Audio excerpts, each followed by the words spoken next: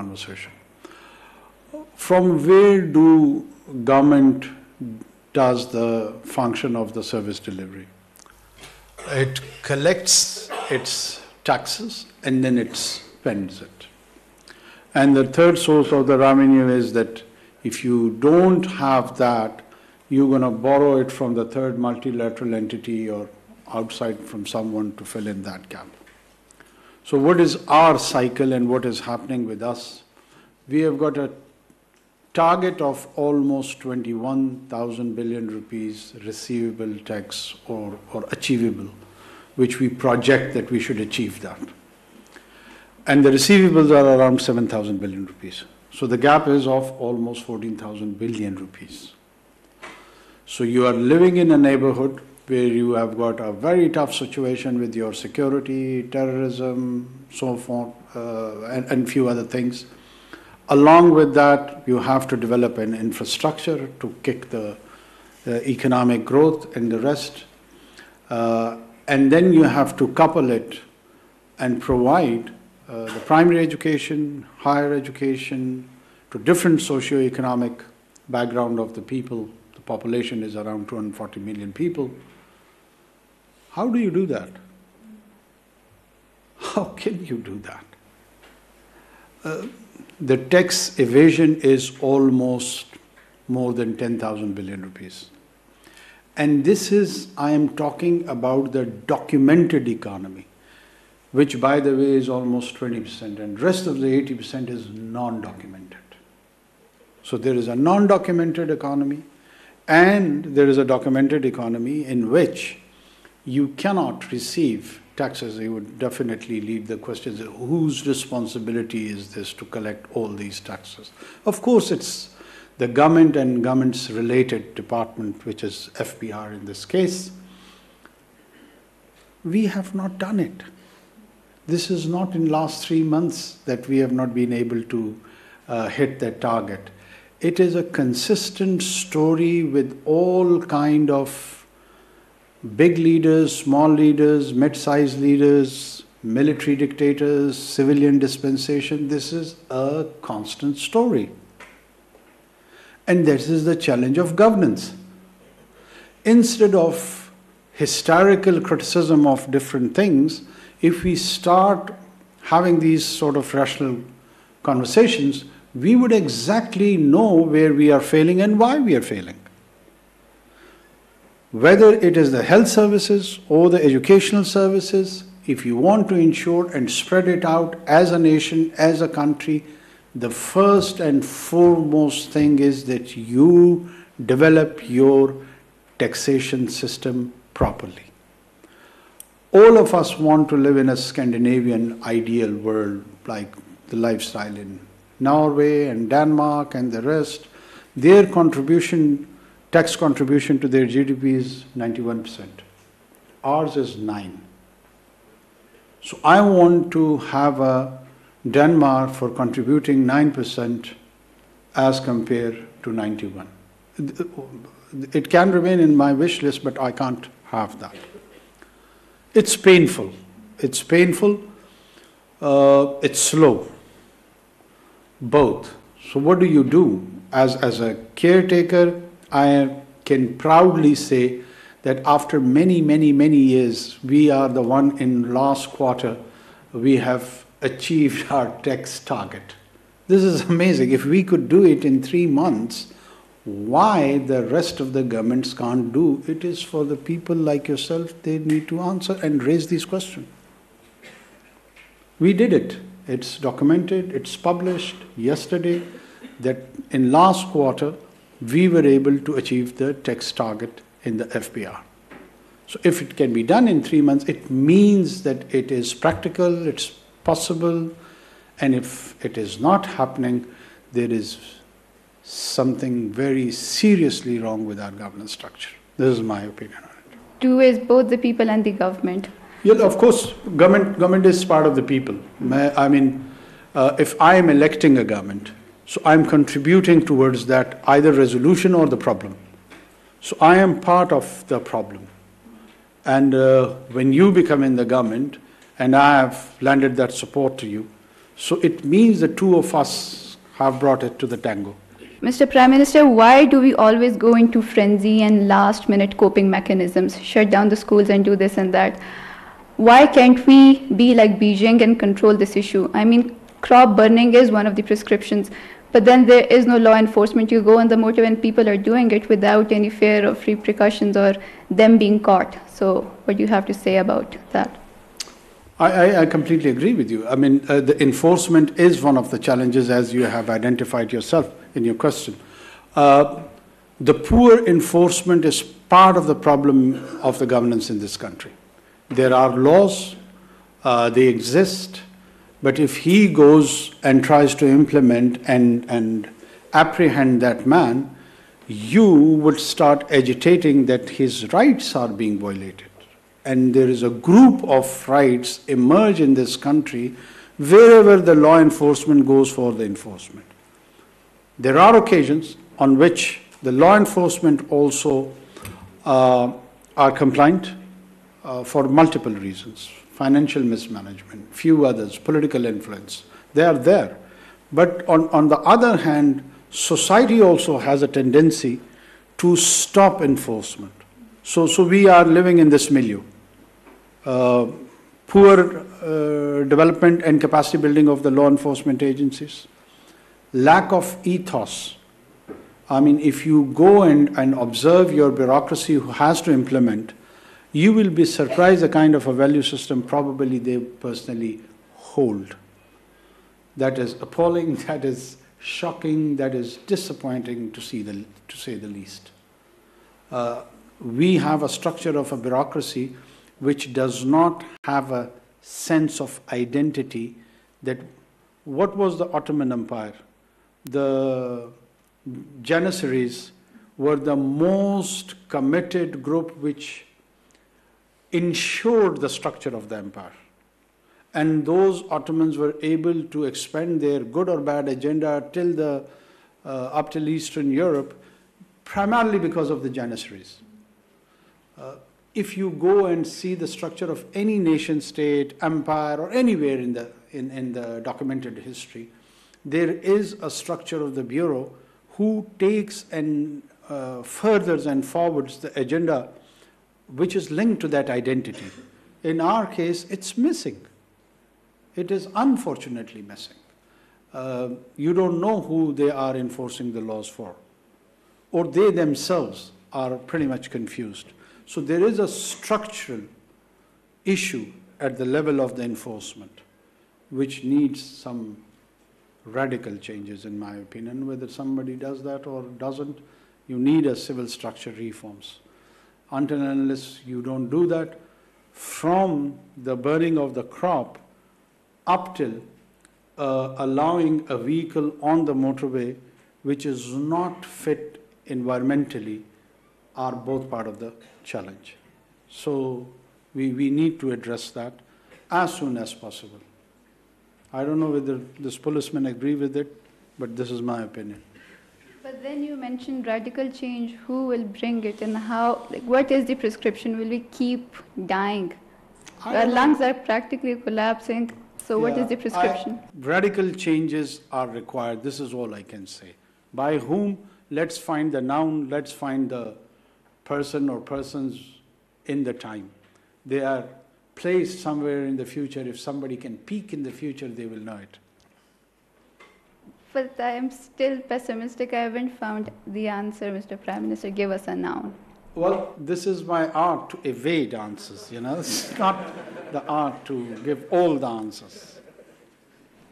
Well, Mr. Prime Minister, now coming to some serious questions.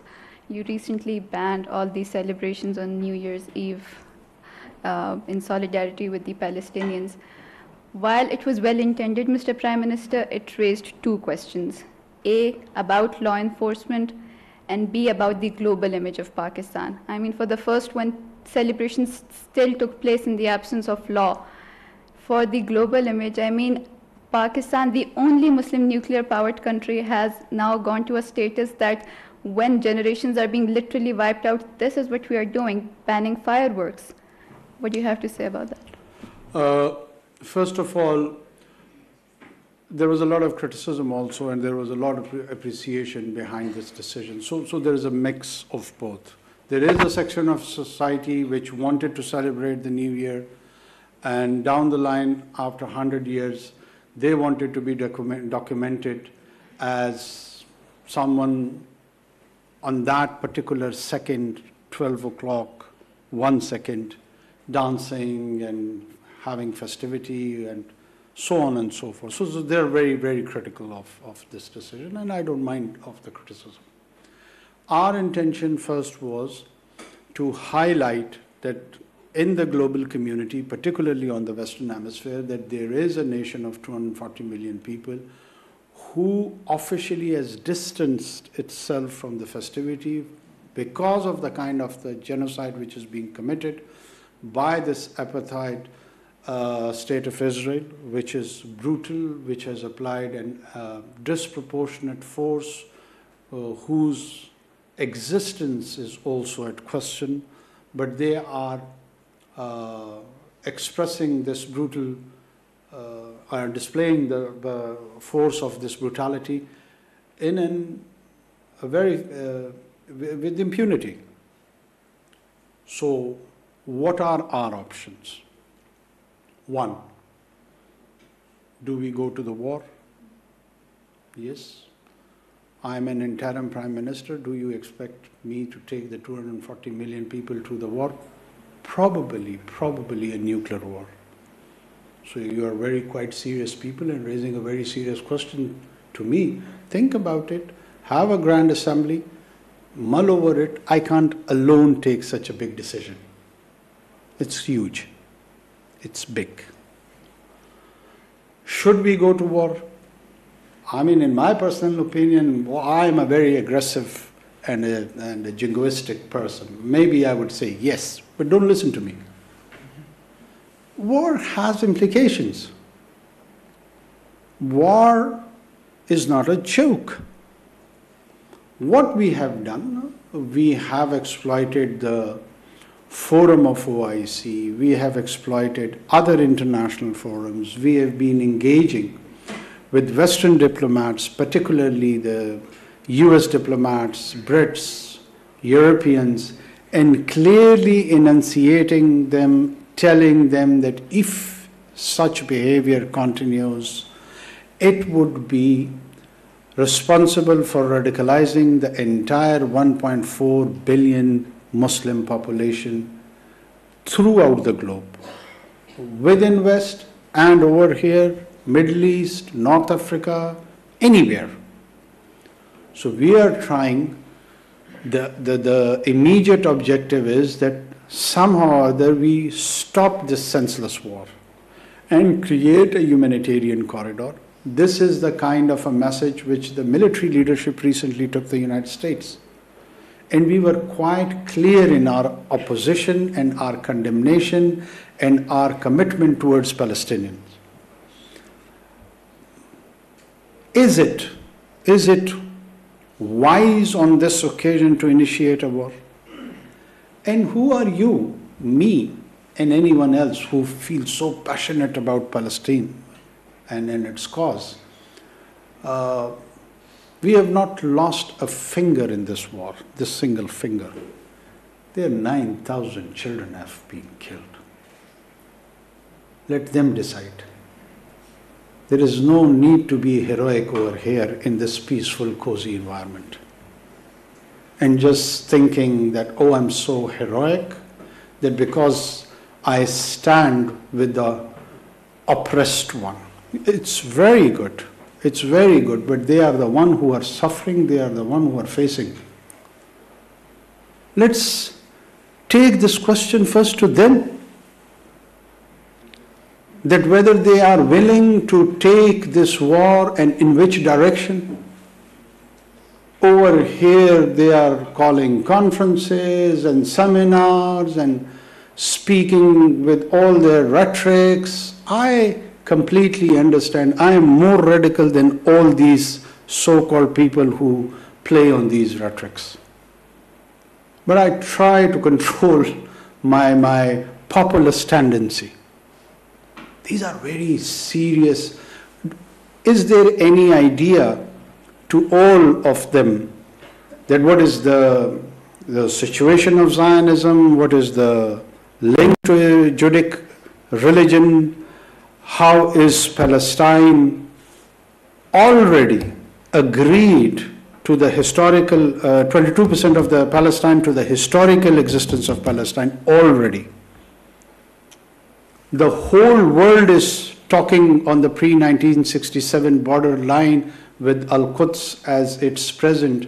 But here in Lahore or Islamabad, they are addressing the seminars that no, we don't want to accept this and we will never agree to it. Who are you? Have you identified yourself? Who are you? Are you Palestinians? Are you going to reside there? Are you going to counter the state of Israel? Their wrath, their planes, their bullets are my child. I have one by the one. Am I willing to risk his life for this?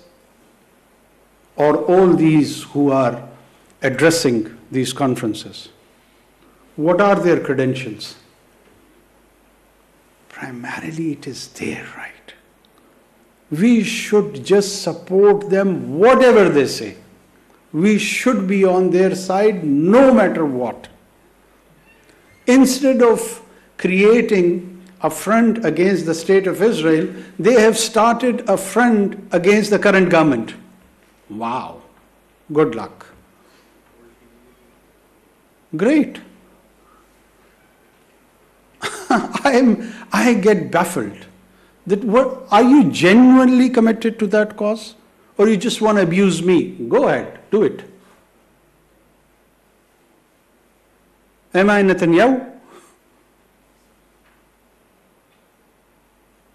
And what are the practical suggestions? 1.4 billion Muslims are pondering and thinking about this challenge. I would be only remembered in history for allowing the aerial firing or not, or allowing someone to have a glass of alcohol or not. Let the history judge me. I don't care. I don't care at all. Yes, it was a gesture. The governments, they display small little gestures in their diplomatic communication, so the messages are sent. This message was not for domestic audience, it was more for a global audience.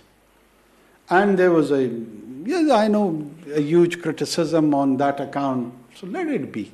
But sir, the criticism, as you rightly pointed out, there can be some justification for that. Why it's mere ceremonial? We could have done something. Like? Why didn't we call out those who are supporting the genocide? They are our allies. Why are we silent and not naming them?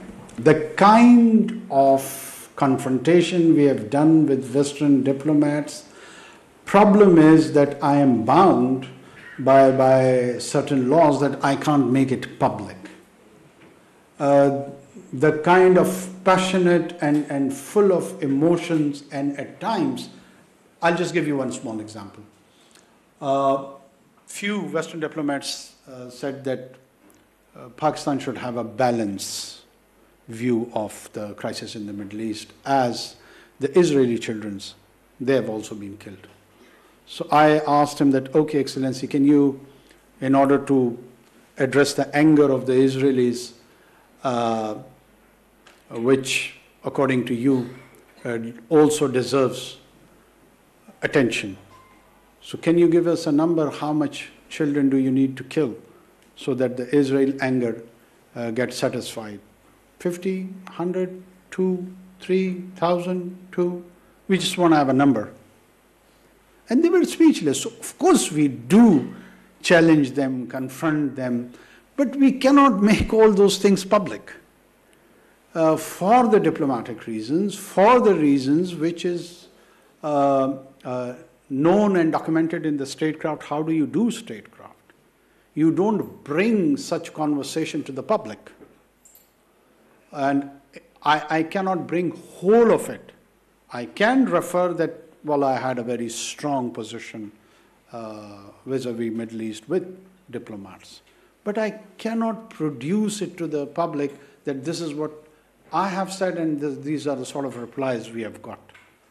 No government does that. So why should our government do that? Mr. Prime Minister, coming to the question of Balochistan, firstly, like, who could have thought the state would be taken over by two Balochistanis? No, we have not taken over the state, for God's sake. Yeah, okay, carry on. So, Mr. Prime Minister, the recent happenings in Islamabad has elicited, I mean, I'm speechless. They're my own people. I'm sure you share the same feelings. But the problem is you did condemn and you did call on a meeting and you did form a committee. What do you have to say about the kind of treatment meted out to the protesters, which had large number of women and children? And that brings me to the question as to who will rejuvenate the relationship of Balochistan with the center. I mean, I don't see any reconciliation attempts working anytime soon. Thank you. How many of you are interested to listen to this question's answer? Quite impressive, okay. First of all, whenever there are protesters, the protests and the agitation has to be within the limits of law. Do we all agree on this? That you have got the right to protest, you have got, no, you don't agree? Okay, good. But when you agitate, every government has certain laws, even in democracies. In dictatorship, they have got their own rules and laws. But it has to be demonstrated by the law. And if those laws are violated, then the role of the enforcement comes that they try to enforce those laws. So this is the general understanding and a civic sense in which a political environment operates in any country. So is the case in Pakistan. This water cannon, which is more criticized or slightly probably more than that, there was a lathi charge also. More than 200 instances I can quote from the European Union where they have used these water cannons to curb, control agitation within those countries. So these are the so-called international best practices. First of all, God forbid, there was not the case that we have shot at children or women or we have gone to extreme positions. They were the basic tactics of law enforcement, water cannon and others. Because they were stone pelting, which was reported to me, so that stone pelting had to be stopped by someone, by whom? The role of the law enforcement was there to stop them. And after that, they made few arrests, which again is according to the law, their inherent and basic right. And when they were taken to the custody, to different police stations, they were released probably within 48 or 72 hours.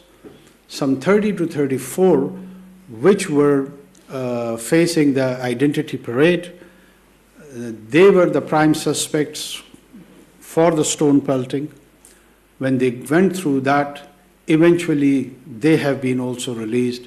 And still all those women, as we speak here in this hall, they are agitating in front of Islamabad Press Club.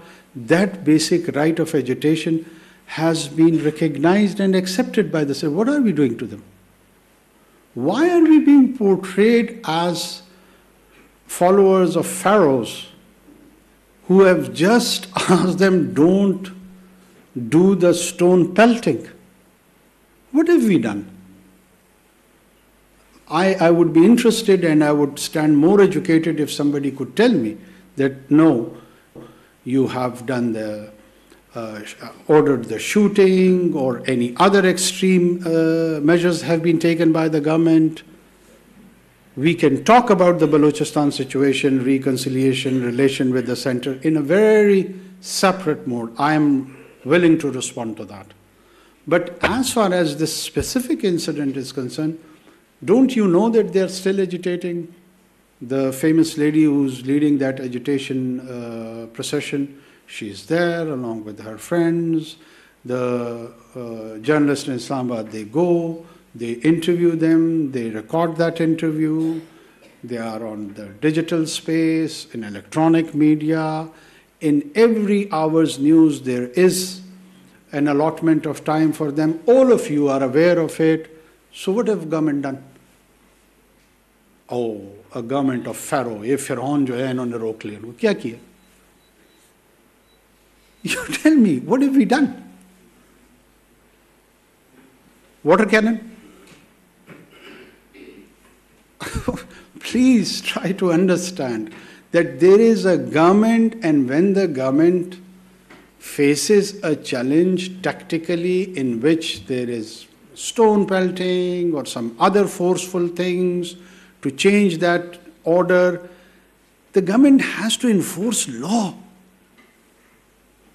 You can demand that no, law cannot be enforced. Then it's a jungle.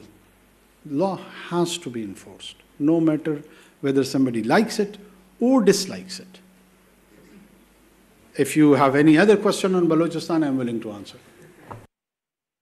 My name is Hassan Shabir and I'm from the School of Economics. My question is this, that we've had military operations where our soldiers have given their lives to achieve this peace, and our civilians indirectly gave their lives to achieve this peace. And we saw peace for a few years. So why is this sudden increase in attacks, and who's to blame? Is the government in Afghanistan, the Taliban government, to blame, or has our military might failed us, or have the civilian diplomatic talks failed us? Because at the end of the day, it's our own people who die. It's our own brothers and sisters of the soil who die. Thank you so much, sir. Thank you. I think so. This is one of the most pertinent questions I've faced through our visits in different universities. Thanks for asking it.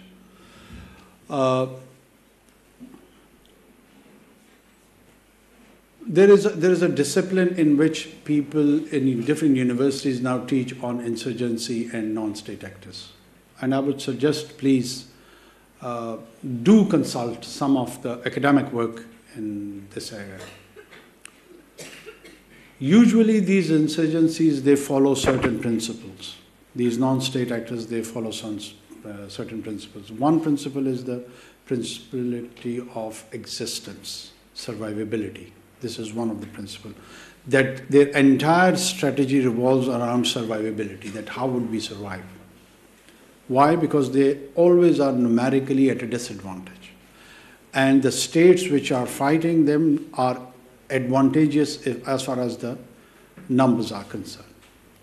Second is the principle of lethality, that if they are more lethal, they will be more receiving attention, they will be more spectacular, and so on and so forth. So this classic TTP run phenomena is following both the principle of survivability and the principle of lethality.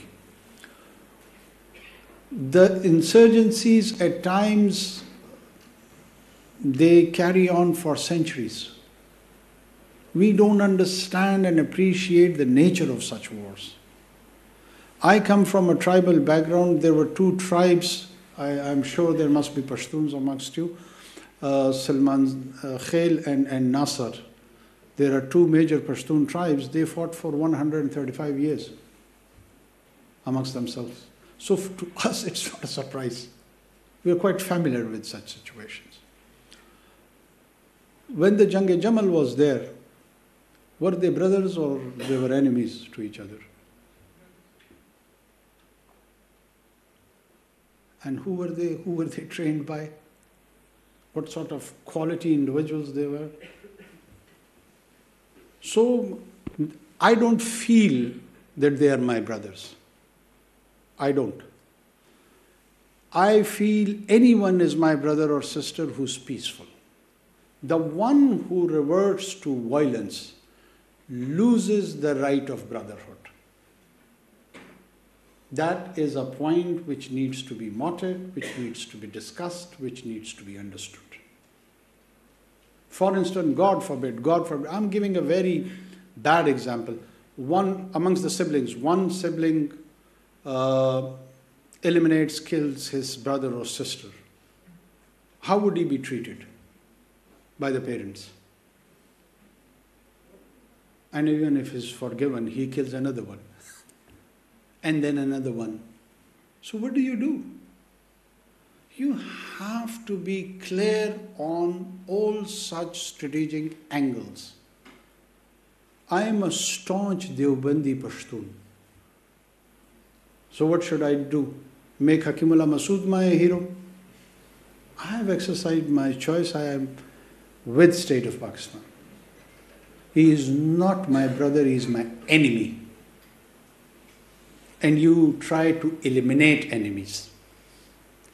Anyone who is challenging in violent terms through organized crime, politically, ethnically, religiously, is the enemy of the state, is the enemy of that social order.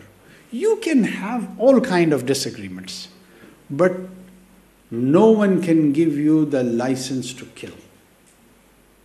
No one can give you the right to eliminate the other. So the responsibility of the state is, inshallah, we are ensuring that we have a plan. It is not a challenge that they will prevail on the state of Pakistan. Never. Inshallah. You can be a tahajjud guzar or a very liberal man. That is your choice. But no violence. Yes. Zainab Hamid. Assalamualaikum Prime Minister. First of all, a very warm welcome to you, and I think myself and everyone else here is honored to be interacting with you here today. I'm going to proceed with my question. सवाल मैं आपसे उर्दू में करूँगी और सवाल ये है कि हमने अक्सर औकात ये देखा है कि अगर हमने यूसुफ रज़ा गिलानी साहब को हटाना हो या नवाज शरीफ साहब को हटाना हो या इवन कि अगर आपने कासिम के अब्बा को गिरफ़्तार करवाना हो तो हमारी अदालतें रात के 12 बजे भी खोल दी जाती हैं, लेकिन जब भी कोई ज़ैनब मर्डर केस या मोटरवे गैंग रेप केस या इस तरह का कोई भी केस होता है तो हमारी अदालतें बंद रहती हैं। नूर मुकद्दम केस पे हमने ये देखा कि हमारी अदालत खोलती गई। My question to you is, isn't justice denied, justice late, justice denied? That's my only question. Thank you for asking in Urdu. Urdu ज़बान मुझे बड़ी पसंद है। ऐसा नहीं है कि मैं उर्दू की अदायगी में मुझे कोई मसला है। बहुत सारे लोग ये समझते हैं कि मैं अपनी अंग्रेज़ी दानी छाड़ना चाहता हूँ। देखो, आपने पूरी बात जो की है, अपने सवाल में अपना जवाब भी मेरे ख्याल में दे चुकी हैं आप। मेरे लिए कहने को बहुत कम छोड़ा है आपने, लेकिन उसके बावजूद मैं कुछ ना कुछ ज़रूर कहूँगा उस पर। ये जो पूरा का पूरा निज़ाम अदल है, इस पे बड़े संगीन सवालात हैं, और जब तक इस निज़ाम अदल को हम एड्रेस नहीं करेंगे, इसमें किसी का अब्बा हो या किसी की अम्मा हो या किसी की बाजी हो या वो ख़ुद हो, महफूज रहना मुश्किल है। यही आपको प्रोटेक्ट करता है ना ये निज़ाम, और वो चंद रहनुमा उसूल होते हैं आपके। मसला यही है कि कासिम के अब्बा जब ख़ुद होते हैं ना, तो उनको हमीद की अम्मा बिल्कुल नज़र नहीं आ रही होती। वो नाउंस के झगड़े में फंस जाते हैं। जब तक मैं हूँ आज तो मुझे सब कुछ दुरुस्त नज़र आ रहा है, जब कल आप इस जगह पे होंगी तो वो मुझे दुरुस्त नज़र नहीं आ रहा होगा। एक तो इस रवैये से तब्दीली की ज़रूरत है, और सेटल्ड होना होगा उसूलों पे, प्रिंसिपल्स पे, कि चाहे उसका इतलाक़ मुझ पे हो या आप पे हो, फिर वो यकसां हो। हमारा बुनियादी मसला यही है कि अगर रियासत के चंद इदारे, उनसे मैं मुस्तफ़ीद हो रहा हूँ, तो मैं उनको वालिद का दर्जा देना शुरू कर देता हूँ। दिया है ना। जब मुस्तफ़ीद नहीं हो रहा होता हूँ तो फिर शायद सौतेला बाप बना लेता हूँ। ये वो मसाइल हैं जो सब्जेक्टिव अंदाज में हम तमाम को इस पे सोचना चाहिए, बोलना चाहिए, गौर करना चाहिए। अगर वाक़तन उनको वालिद नहीं बनाना तो वंस एंड फॉर ऑल फैसला कर लो और फिर खुद वालिद बनो। वालिद जब घराने की सरबराही करता है ना तो जिम्मेदारी लेता है, वो फिर बच्चों के नान नफ़के का तमाम की तमाम जिम्मेदारी खुद उठाता है। वो फिर हमसाए में हमीद के वालिद से नहीं कहता कि यार ज़रा मेरे बच्चों का ख्याल रख देना। अगर हमीद के वालिद की तरफ देखे रहोगे ना तो कासिम के अब्बा का मसला ज़रा ख़राब ही रहेगा। ये इस्तिहारी गुफ्तगू है क्योंकि आपने इस्तिहारे में की है, इसलिए मैं जवाब भी उसमें दे रहा हूँ। खुल के पूछा हो तो मैं खुल के बताता। Thank you so much, Your Excellency. My name is Umar Khan, and I'm a 7th semester student from the School of Computer and Information Technology. So a lot of students like myself are about to graduate across Pakistan, and a lot of us would like to stay in the country and contribute to society and the economy as well. However, the best and brightest often choose to go abroad because they have better opportunities there. My question is, Your Excellency, what is being done to keep the talent in Pakistan and to develop it here? And what is the strategy that the government is taking to prevent the so-called brain drain that our country is experiencing? I think so in the best interest of Pakistan is that we should have both. The youngsters should explore opportunities abroad, and they are not a brain drain at all. They would always remain our assets. Who's your Vice Chancellor? He was a fresh graduate, some days, somewhere here in the city of Lahore, and according to this definition of the brain drain, he went there and he spent 10 or 15 years or whatever, and now he returns and he runs this institution. Is he an asset or a brain drain? This is the phenomena we need to understand, the cycle. I've been saying this repeatedly, that why it is skewed and distorted, this whole... First of all, this is not a recent phenomena that the youngsters want to settle in Western Hemisphere, US, UK. I am witness, all of us know this, that the longest queues of the young generations are always outside the US Embassy. It's been a trend. Everybody wanted to go there because of the kind of the American dream, because of the kind of lifestyle, because the kind of opportunities they offer. Indians want to do it, Sri Lankans want to do it, Pakistanis want to do it, Bengalis want to do it, Brits want to do it, Japanese wants to do it, Germans want to do it. There is a huge global American influence, particularly America. And during the 60s, everybody was criticizing that, oh, the Indians' population, a huge section is going and it is becoming a brain drain. Down the line, after 3 decades, most of them became brain assets. They returned to the Indian society, invested back what expertise they got from there, what capital they got from there, and it is triggering, accelerating the economic growth of India. So please don't take this as a negative tendency. It's not. We are able to export our services. This is our accomplishment. Why are we so depressed about it? I hardly see a reason. If he or she, anyone goes anywhere on the planet, they remain at least for 3 generations attached to this society and state. There is a classic case study of your diaspora in UK. 3 generation people are living still in Mirpur. They don't divorce from this structure all the way. Yes, we need to produce better human resource. We should focus on the quality human resource. That should be our concern. Best nurses, best doctors, best IT experts. We are compromising on that. We are not producing good quality individuals, and we are all worried about, oh, all of them have gone to the Western Hemisphere. That is the wrong concern. The right concern, in my opinion, be that you should focus the kind of skills they are imparting in such places like this. And that is a huge challenge. I am sharing it with you. Please introduce yourself. Assalamualaikum, Prime Minister. I'm Hafsa Khalid and I'm from the Institute of Psychology. And consequently, my question pertains to the mental health situation in Pakistan.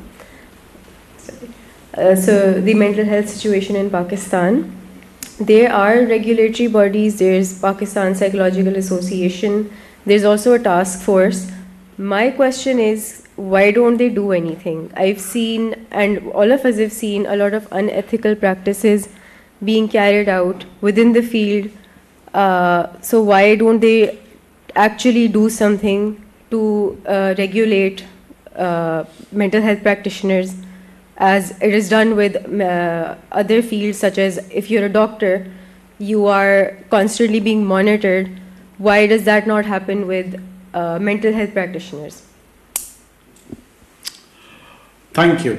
One of the challenges when I interact with the people, that they probably presume me in a role of a settled Prime Minister, a permanent Prime Minister who's got a backing of the Parliament, where he can go back and do the legislation as a wrap of the executive, which in my case, it's not.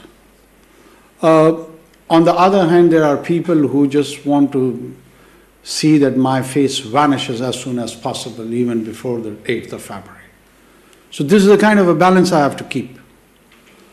I absolutely agree we need regulations. We need regulations for the mental health practices and few other areas also. We lack good regulations, good rules and regulations even for medical education, be it for nursing council, nursing schools, medical schools.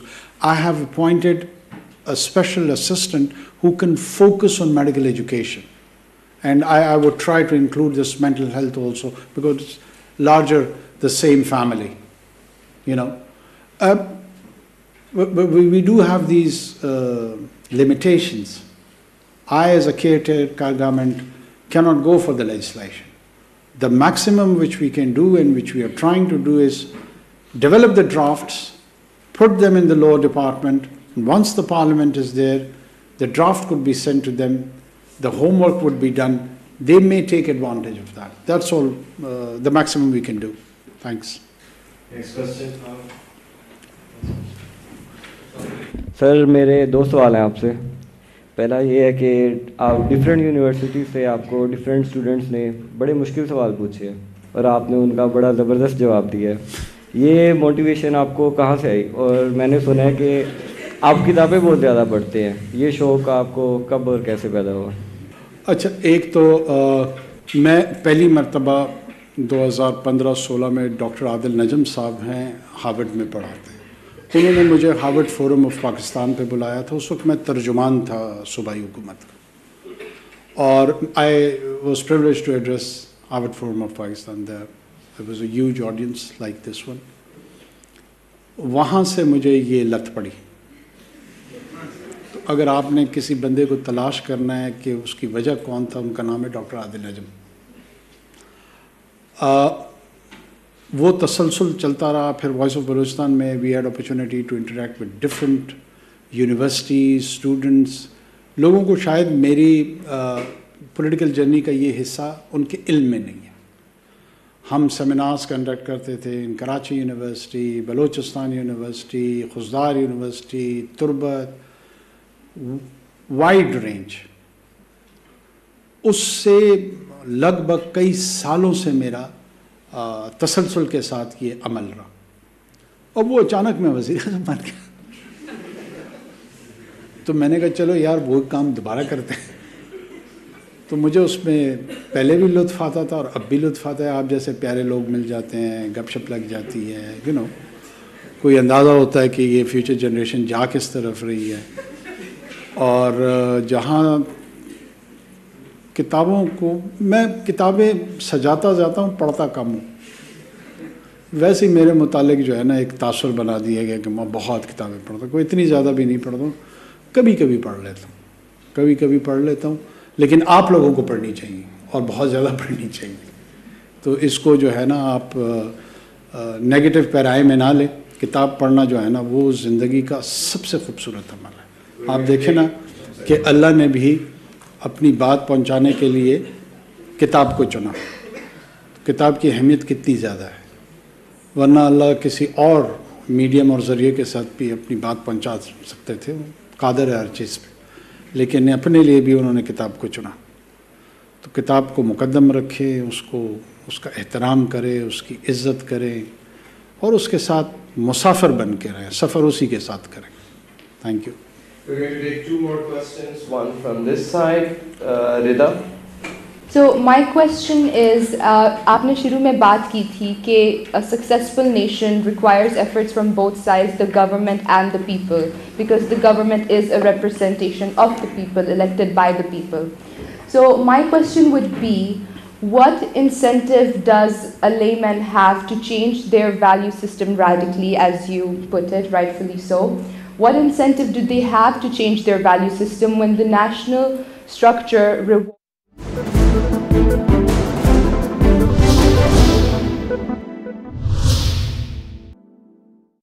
Golden Pearl Healthy White Moisturizing Lotion, Aloe Vera Gel और Vitamin B3 का special formula skin को deeply repair और nourish करे। Golden Pearl Healthy White Moisturizing Lotion।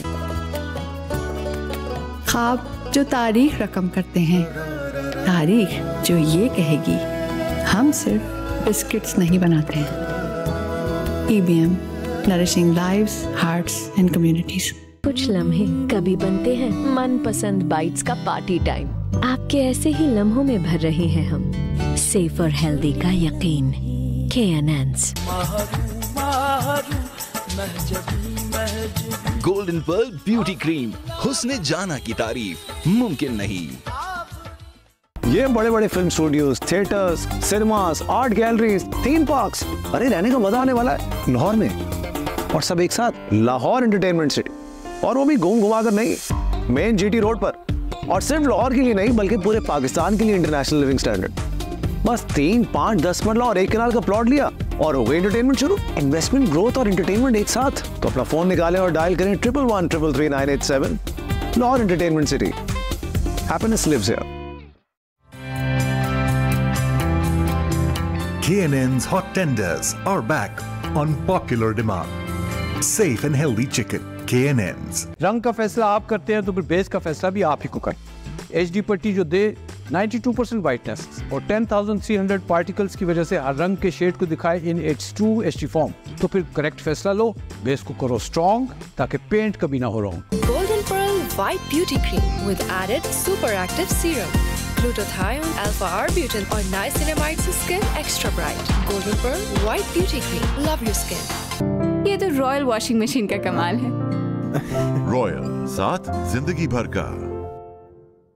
Bank account खोलना इतना मुश्किल क्यों है? जब बिना किसी डॉक्यूमेंटेशन के खुले इजी पैसा बैंक अकाउंट, तो तुम अपने टाइम का क्या करोगे? कुछ भी। साइन अप करो ऑन इजी पैसा और 100 रुपीज रिवॉर्ड पाओ। इजी पैसा, लिव इजी।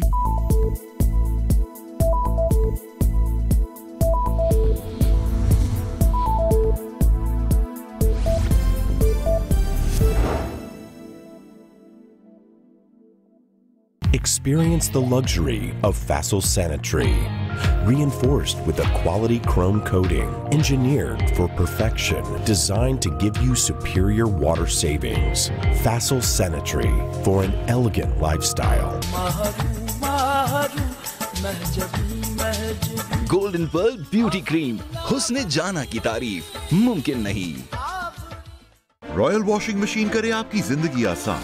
3-वे वाटरफॉल से कम